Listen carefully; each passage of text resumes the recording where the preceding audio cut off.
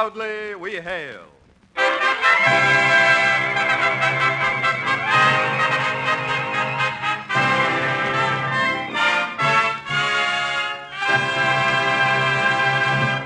Hello from Hollywood. This is C.P. McGregor speaking, and welcoming you to another performance of your War Department program, Proudly We Hail. Through the courtesy of the Hollywood Coordinating Committee, we present Mr. Barry Sullivan as the star of our play, One for the Records, written by Richard Hall with music by Eddie Scribanic.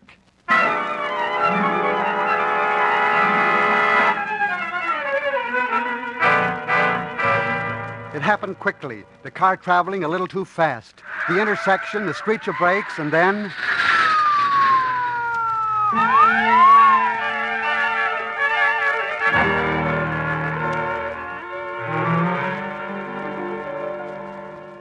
"5 weeks after the accident in which his wife was seriously injured, Don Harrington, the radio producer, sits at her bedside in the darkened hospital room. Feeling better? Oh, much, much better. Well, my darling, you know what day tomorrow is. I haven't the slightest idea. I mean, you tell me about it. Tomorrow is October 14th, a very remarkable day. For on that day, 4 years ago, two people met in London.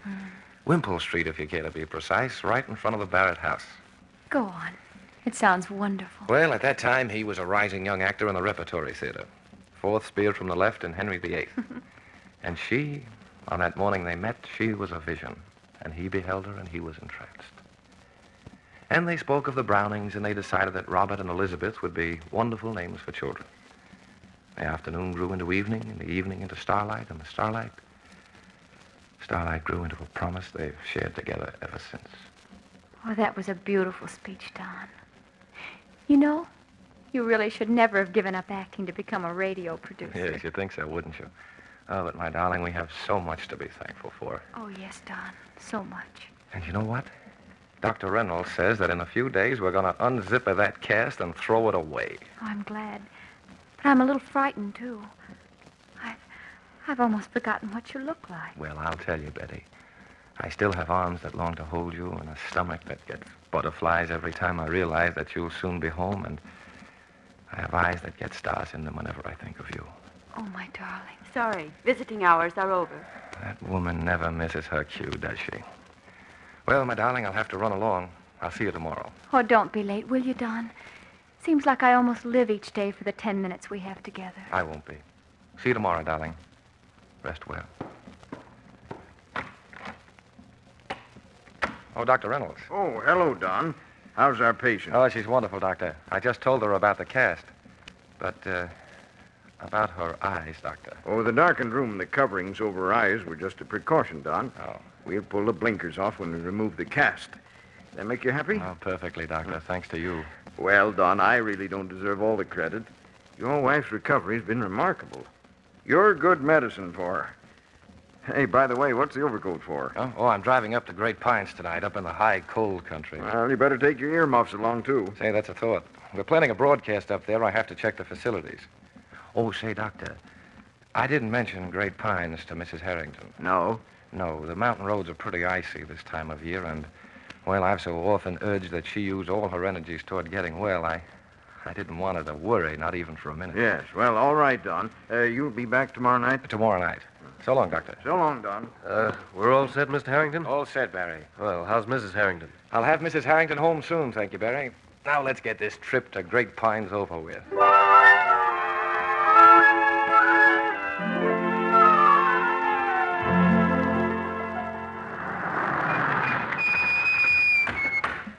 Well, that wasn't too bad, eh, Barry? No, sir. We didn't even have to use chains. Hey, listen to that wind, will you? Yeah, it looks like it's blowing up a storm. Think so? Well, let's get into the hotel and get our work over with as quickly as we can in the morning and get down off this hill. Oh, listen to that wind. This is WGP, the Great Pines station, highest radio station in the world. Attention, motorists approaching Great Pines. You're cautioned to put on chains at the divide. We repeat, all motorists. Hey, it really must have snowed here last night. Well, Barry, you happy with everything here? Oh, yes, sir, Mr. Harrington.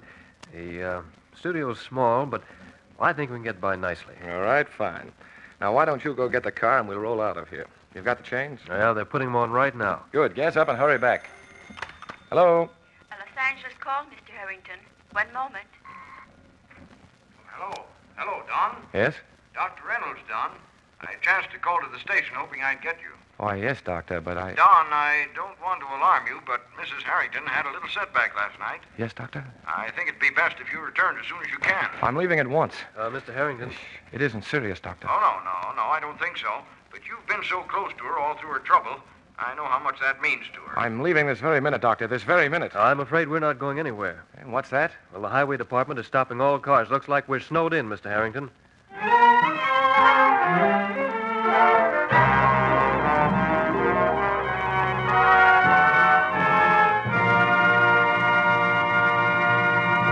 We will return to our play in just a moment, but first, a message from your War Department. Can you tell what a man is just by the clothing he wears? If he's in the uniform of the United States Army, you know that he's not only a soldier, but a man of science. Yes, that is our regular Army today, a group of technically trained and skilled men who are every day pushing the growth of scientific progress to heights of accomplishment believed impossible only a few years ago. You've all heard of atomic energy and the infinite possibilities of its utilization. You've all heard of jet propulsion, electronics, the development of which in years to come will play an important part in your everyday life. Machines which hurtle through space at inconceivable speeds faster than that of sound. Radar, which is already being used to accurately forecast weather. And push-button airplanes. These and many more are the accomplishments of the Army today. So you see, this is the type of work your regular Army soldier is doing. A man in the uniform of that Army has selected a career of advancement, both personal and scientific. Besides training himself in a particular branch of knowledge, he is a part of a great organization whose contributions to science are an integral part of civilization. See your local Army recruiting station now for further information.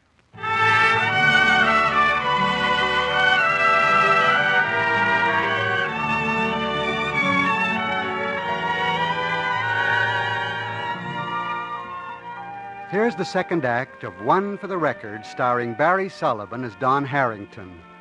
Snowed in at Great Pines, unable to get the bedside of his injured wife, radio producer Don Harrington puts in a frantic phone call to Dr. Reynolds.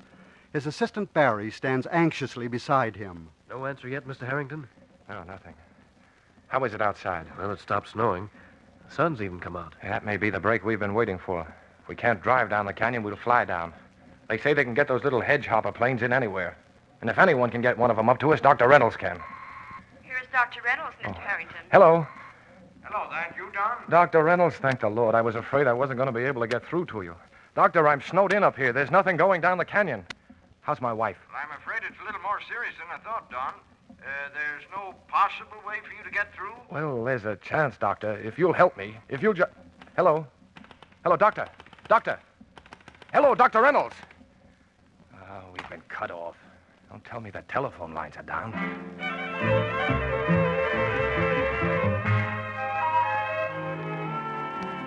Your attention, please. Your attention, please.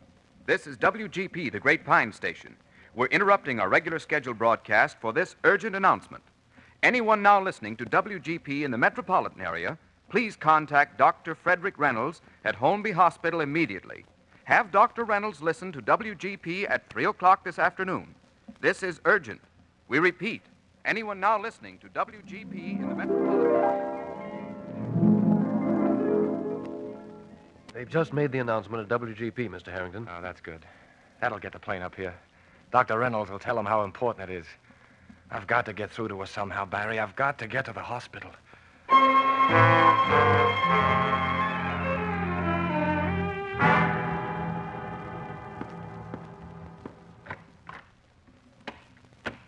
Here's your husband, Mrs. Harrington.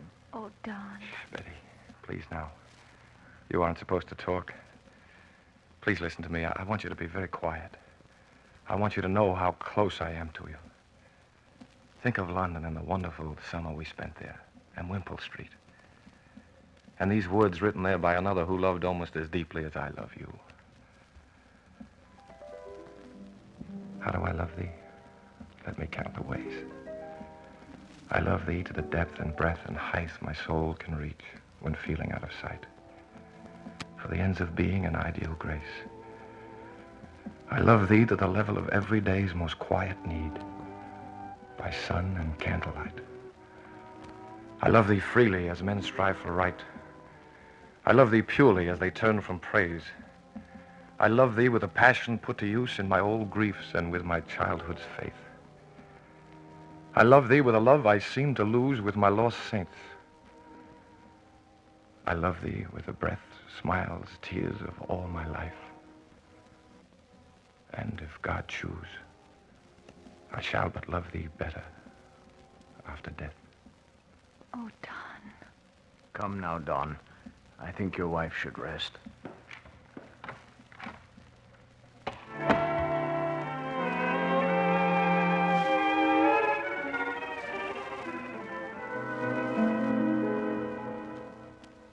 Dr. Reynolds, there's a telephone call for you from Great Pines. Thank you. Hello, Don. Hello, Dr. Reynolds. How is she, Doctor? Don, you're still the best medicine in the world for your wife. She's resting comfortably. Oh, that's wonderful, Doctor. Everything work out? Just as you planned it, Don. Of course, I couldn't get the plane, but I followed your directions on the other to the letter. We recorded the broadcast, played the record in the room. It turned the trick. Quite a production, Don. Yes, wasn't it? But right now, Doctor, I'm going to trade the earphones for earmuffs. I've got a date with a snowplow, and it's bringing me home.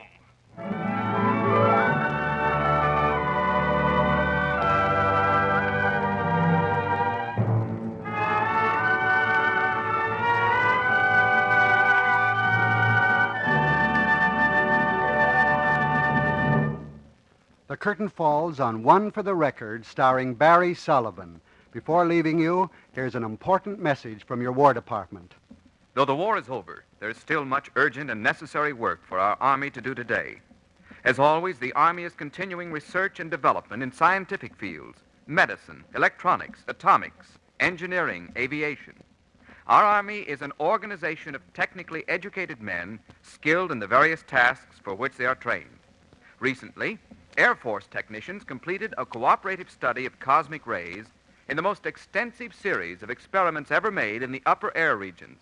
Just as recently, they disclosed the production of GAPA, a pilotless projectile, the principle of which should have far-reaching effects on the design of future passenger and cargo aircraft.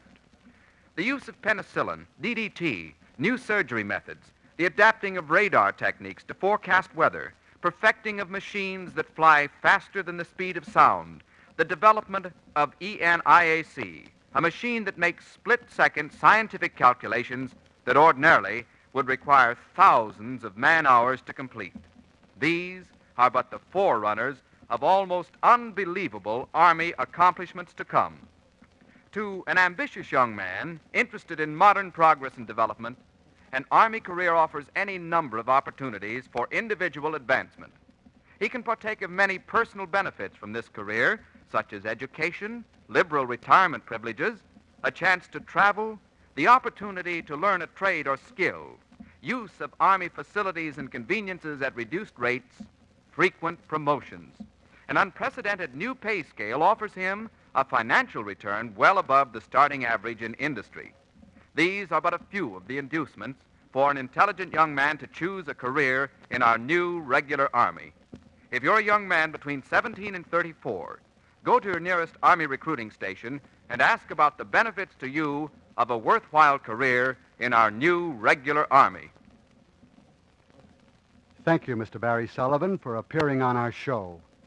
This is C.P. McGregor reminding you that another Proudly We Hail program will come to you over this station next week. Listen in.